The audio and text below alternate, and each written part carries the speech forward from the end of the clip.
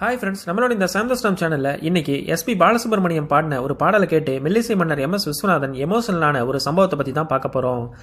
தமிழ் சினிமாவில் தன்னோட இனிமையான குரல் மூலமாக பல ஹிட் பாடல்களை கொடுத்தவர் தான் எஸ்பி பாலசுப்ரமணியம் அவர்கள்.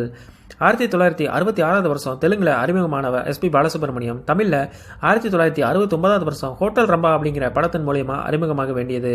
ஆனால் இந்த படம் கைவிடப்பட்டுருச்சு. அதுக்கப்புறம் தான் தமிழில் சாந்தி நிலையம் அப்படிங்கிற படத்தில் வந்த இயற்கை என்னும் இளைய கண்ணி அப்படிங்கிற பாடல் மூலயமா தமிழ் சினிமாவில் பாடகராக அறிமுகமானார். ஆனால் இந்த படம் ரிலீஸ் ஆகிறதுக்கு முன்னாடியே எம்ஜிஆரோட அடிமை பெண் ரிலீஸ் ஆகிட்டதுனால அந்த படத்தில் வந்த பாடல் தான் எஸ்பி பாலசுப்ரமணியம் முதல் பாடினது அப்படின்னு பலரும் நினச்சிட்டு இருக்காங்க. ஆனால் இந்த இயற்கை என்னும் இளையகண்ணி பாடல் பெரிய வெற்றியை கொடுக்கவே தொடர்ந்து பல ஹிட் பாடல்களை பாடியிருக்காரு. இவருக்கு ஆரம்பத்தில் சான்ஸ் கொடுத்தது யார் அப்படின்னா இசையமைப்பாளரான மெல்லிசை மன்னர் MS விஸ்வநாதன் தான். தன்னோட பிள்ளை மாதிரி SPBயை MS விஸ்வநாதன் பார்த்துக்கிட்டார் அப்படின்னு கூட சொல்லுவாங்க.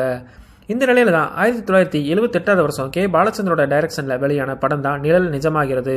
இந்த படத்தில் கமலஹாசன், சோபா நடிச்சிருப்பாங்க.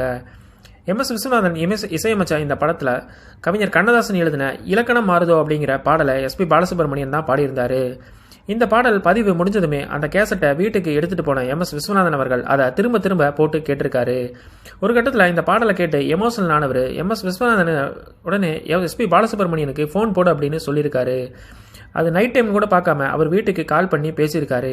அவர் என்ன சொல்லியிருக்காரு அப்படின்னா, அந்த பாட்டை நீங்கள் ரொம்ப நல்லா பாடியிருக்கீங்க பாலு, நீங்கள் எல்லாம் நல்லா பாடி எனக்கு நல்ல பேரை வாங்கி கொடுத்துருக்கீங்க அப்படின்னு சொல்லியிருக்காரு.